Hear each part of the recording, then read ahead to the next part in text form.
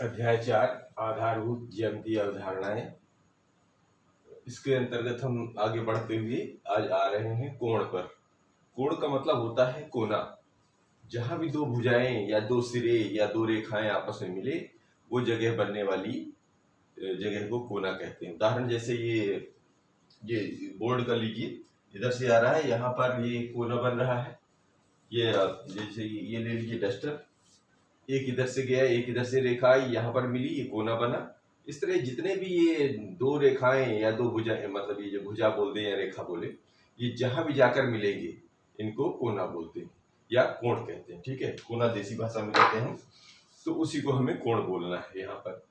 तो इसकी परिभाषा जो है गणितीय रूप में कैसे करना है ये हमें समझना चाहिए कि उभयनिष्ठ प्रारंभिक बिंदु वाली दो किरणों से एक कोण बनता है। उभयनिष्ठ दो किरणों का मतलब होता है, देख लीजिए यहाँ पर एक बिंदु है O, यहाँ से एक किरण चलती है। किरण का मतलब समझते हैं, जो एक ही दिशा में जाती है, जहां अपने मूल स्थान से एक दिशा में चल जाती है तो उसे किरण कहते हैं। तो इस तरह एक यहाँ मूल स्थान कौन सा नजर आया, O है ना, जिसको मूल बिंदु भी बोल देते हैं।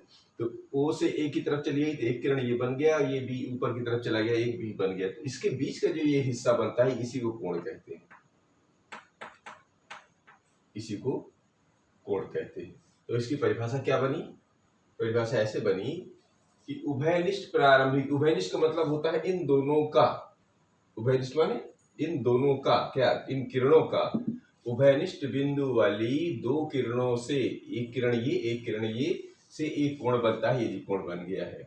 अब उभयनिष्ठ प्रारंभिक बिंदु कोण का शीर्ष, तो इसी को हम कोण का शीर्ष कह देते हैं, और जो जो ये किरणें होती हैं इन्हीं को हम भुजा कह देते हैं। ठीक है ना, तो कोण बनाने वाली किरणें भुजाएं कहलाती है, यानी ये भुजा कहला जाती है और ये शीर्ष कहला जाता है और ये कोण कहला जाता है। बस तीन चीजें देखनी है हमको।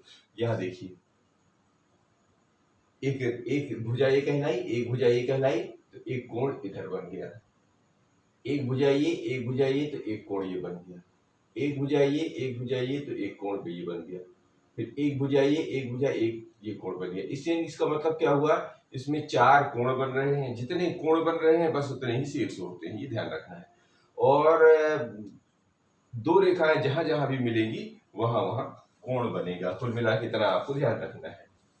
फिर क्या कह रहे हैं कि दो किरणों OA और OB से निरूपित कोण को, अब जैसे ये एक किरण गया है OA, एक किरण गई है OB, इससे जो भी ये हिस्सा बनेगा, यानी कि ये जो कोण बनेगा, इसको लिखते कैसे हैं?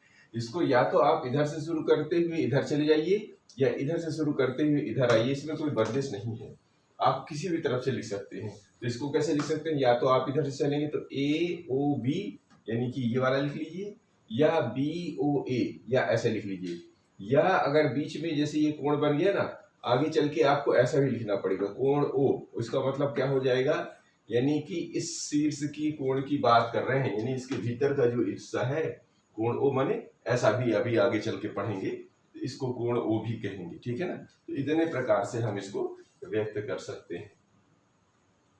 फिर कह रहे हैं कि त्रिभुज एक तीन भुजाओं वाला बहुभुज होता है, यह सबसे कम भुजाओं वाला बहुभुज होता है। कल पिछले वीडियो हमने देखा था कि आपको दो या दो से अधिक भुजाएं अगर मिलती हैं, दो से कम में तो कोई बहुभुज बनता नहीं, दो से अधिक यानी कि पहला बहुभुज कौन सा बनेगा, तीन। तीन अगर भुजाएं मिलती हैं तो अगर ऐसे ऐसे रख देंगे तो तीन तो हो गया, लेकिन ये बहुभुज नहीं बना क्योंकि ये खुला है। बहुभुज का तरीका क्या है, बंद होना चाहिए। तो सबसे शुरुआत और सबसे पहली जो बहुभुज की आकृति है वो त्रिभुज है। इसके बाद आप जितने बनाते जाए बंद होना चाहिए। तो उसकी शर्त क्या है कि वो आकृति बंद होनी चाहिए। तो हमारी जो परिभाषा निकल के आ रही है कि त्रिभुज एक तीन भुजाओं वाला बहुभुज होता है, यह सबसे कम भुजाओं वाला बहुभुज है। ये इसका जनरल नॉलेज ध्यान रखना है। प्रश्न इस तरह पूछेगा कि सबसे कम भुजाओं वाला बहुभुज का नाम बताइए, उसका नाम है त्रिभुज। उसके बाद कौन सा आएगा, चार भुजाओं वाला बहुभुज चतुर्भुज कहलाता है। इसकी चार भुजाएं और चार कोण होते तो ये लोग, इसमें कितनी, एक दो तीन भुजाएं, तीन कोण, तो तीन शीर्ष। इसमें देखिए चार भुजाएं, एक दो तीन चार, तो इसमें चार कोण, और ये 4 शीर्ष। ये इतनी हमारे को जानकारी रखनी है। और ये सीधी सीधी बात है, जितनी भुजाएं हैं उनको गिन लीजिए, और जहां जहां मिल रहे हैं उसको वो कोने, उसको कोण कहेंगे, और उन्हीं कोणों को हम शीर्ष कहते हैं। अब आते हैं हम सीधा प्रश्नावली पर।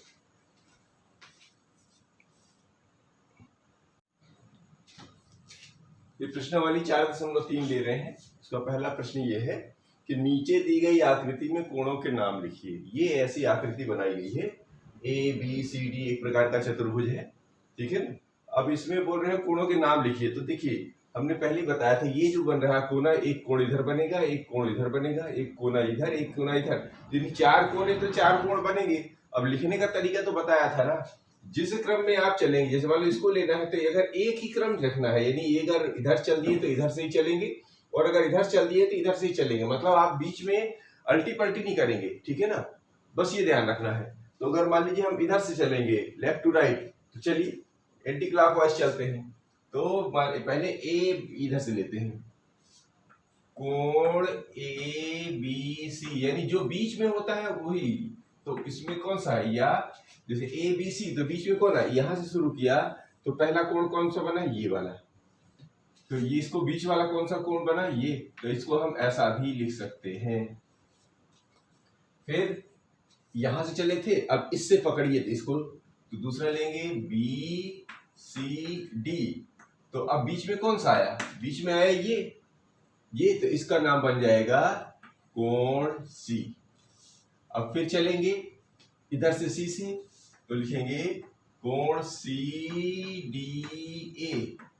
तो सी डी ए को कैसे लिखेंगे, सी डी ए, तो कौन सा आ जाएगा, ये कोण डी। अब डी से चलिए आगे की तरफ, तो कोण डी ए बी या कोण ए।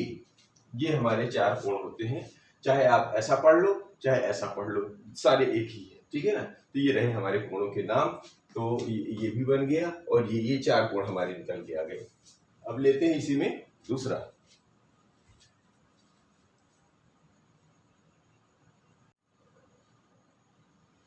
अब ये दूसरा प्रश्न ये कह रहा है कि संलग्न आकृति में वे बिंदु लिखिए जो, ये जो एक आकृति बनाई गई है, देखिए एक कोण यहां से चला है, एक किरण इधर गई, एक किरण इधर गई, एक किरण गई, उभयनिष्ठ बिंदु उनका ओ है, यानी शीर्ष यहाँ पर ओ है। तो इसमें बताना है डी ओ ई। तो यह डी ओ ई कौन सा है, डी ओ ई यानी इधर वाला, ये हिस्से को देखना है कि अभ्यंतर, अभ्यंतर का मतलब होता है बीच में, मतलब ये जो इलाका है यहां से छोड़ दीजिए, इसके बीच में कौन सा बिंदु स्थित है। तो इसका जो हल लिखिए, पहला कोण डी ओ ई के अभ्यंतर, अभ्यंतर का मतलब होता है बीच की जगह, है ना। तो बीच की जगह कौन से, अभ्यंतर में स्थित है, कौन सा स्थित है, देखो इसके अभ्यंतर में कौन सा है, ये तो बाकी सब लाइन पे आ गए, ये भीतर है, तो यही भीतर है में कौन सा स्थित है, बिंदु ए। उसका नाम लिखना है, तो लिख दीजिए बिंदु ए, है ना। बिंदु ही तो लिखना है, ये बिंदु बिंदु पूछ रहा है, तो बिंदु लिख दिया हमने, बिंदु ए है, ठीक है। अब इसी का दूसरा जो है उसमें क्या कह रहा है, ई ओ एफ के बहिर्भाग। ई ओ एफ कहाँ पर है, देखिए ई यहां से चलता है, ओ यहां से चलता है, यानी ये वाला हटा दो। इसके बहिर्भाग, बहिर्भाग मतलब बाहर। अब इसके भीतर जो नहीं है उसके बाद जितने भी बिंदु ढूंढ लीजिए। तो इसके बाद कौन कौन से हैं, इस लाइन पे नहीं होने चाहिए, इसके भीतर नहीं होने चाहिए। तो देखो इधर ये दिख रहा है, एक ये दिख रहा है, और इसके बाहर तो ये भी है ना, इस लाइन में तो है नहीं, ये भी तो है बिंदु, बाकी तो सब लाइन में है। तो एक ये दिख रहा है, एक ये दिख रहा है, एक ये दिख रहा है, तो अब इन तीनों को लिख दीजिए। तो इसका जवाब ये हो जाएगा, कोण ई ओ एफ के बहिर्भाग, नाम से ही समझ में आता है, बहिर माने बाहर, है ना। तो ये बहिर्भाग में स्थित है, में स्थित है। क्या स्थित है, देख लो, अभी देखा ना यहाँ, ये रहा ई ओ एफ, इसके बाहर इधर सी दिख रहा है, इधर ए, और ये तो दूसरी लाइन पर है लेकिन है तो इसके बाहर। तो 1 2 3 बिंदु, तो इनका लिख लेते हैं सी, यहां लिख लीजिए बिंदु सी, ए एवं डी, इतने हैं, 3 स्थित हैं। अब इसी का जो तीसरा है, ये कह रहे हैं कि EOF पर, देखिए EOF कौन सा हुआ, वही जो अभी वाला देखा, EOF पर स्थित, यानी इसके ऊपर कौन कौन स्थित है, ऐसे देखिए ई से लेंगे ना तो ई पहले आएगा, फिर बी आएगा, फिर ओ बी है तो ओ बी लेंगे, और एफ बी, यानी कि ई बी ओ एफ, ई ओ एफ में ये स्थित है। तो लिख दीजिए इसी को, कोण ई ओ एफ पर स्थित है। क्या क्या स्थित है भाई, क्या क्या देखा हमने, ये देखा, ये देखा, ये देखा, ये देखा। तो लिख लीजिए बिंदु ई, फिर आया बी, फिर आया ओ एवं एफ, ये हैं, ठीक है, ये 4 बिंदु हैं, ठीक है। तो ये रहा दूसरा प्रश्न। लेते हैं तीसरा।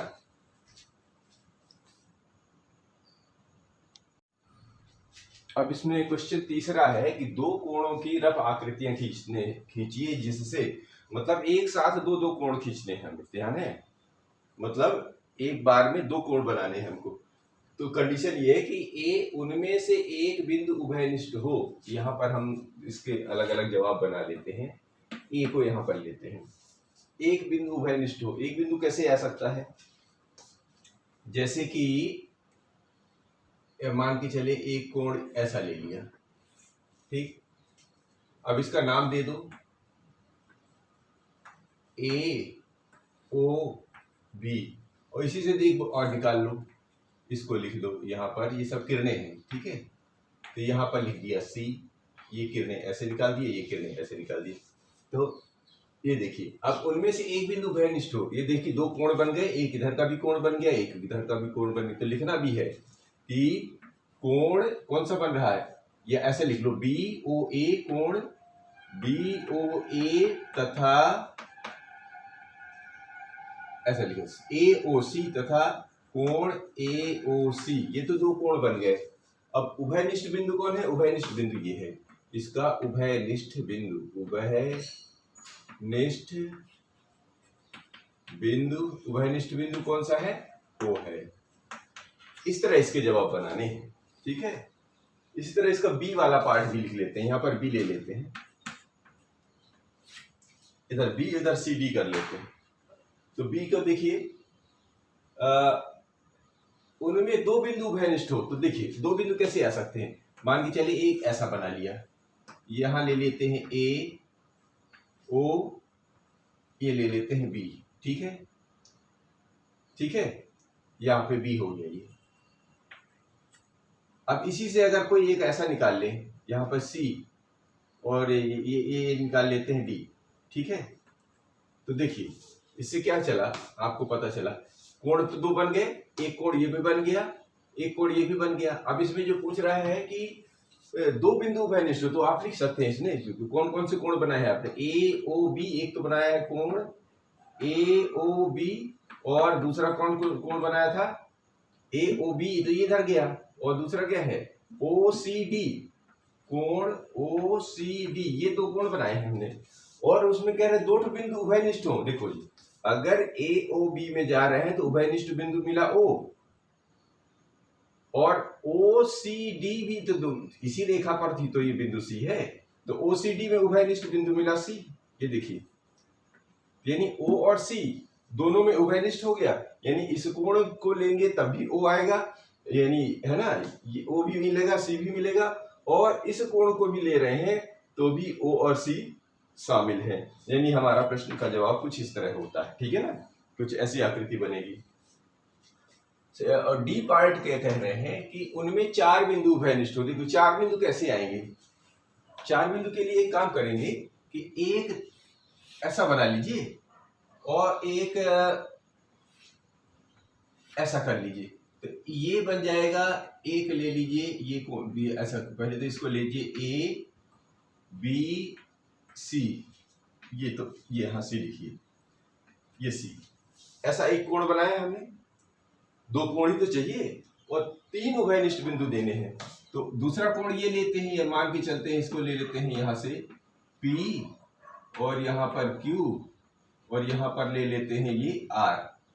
ठीक है, तो एक कोण तो ये रहा, एक कोण तो ये रहा। अब इसमें तीन बिंदु कहाँ ढूंढ लीजिए, तो ये जहां जहां काट रहे हैं, एक यहाँ काट रहा है, एक यहाँ काट रहा है, तो इसका नाम दे दीजिए L M N, बस उसको लिख दीजिए। तो आपने बनाया क्या क्या है, तो ABC कोण ABC एक बनाया था, तथा एक बनाया है PQR तथा PQR, ये दो तो कोण बनाए हैं आपने, कोण का चिन्ह जरूर लगाते चलो। अब इसमें तीन उभयनिष्ठ बिंदु, तो ये क्या उभयनिष्ठ बिंदु, ये सब उभयनिष्ठ बिंदु हैं, यह लिख लीजिए उभयनिष्ठ बिंदु। जो क्वेश्चन पूछ रहा है उसका जवाब दे रहे हैं हम लोग। इसमें कितने तीन चाहिए थे, इसके उभयनिष्ठ बिंदु कौन कौन से हैं, उभयनिष्ठ बिंदु देखिए, ये जहां जहां काट रहे हैं वही तो उभयनिष्ठ कहलाएंगे। इसमें क्या है L और M और N काटा, ठीक है ना। अगर ये यहां पर समझ पाए या फिर इसको मिटा के लिखें, या देखता हूं नहीं बनाता हूं, ई पर लेते हैं, कितने हो गए, 1 2 3, यहीं पर इसको हटाना पड़ेगा।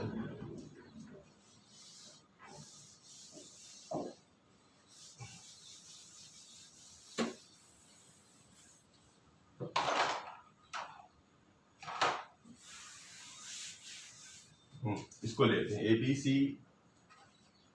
3 हो गए, ये D था, ठीक है। कितने, एक बिंदु हुआ, दो बिंदु, ये C था, D नहीं ये C था।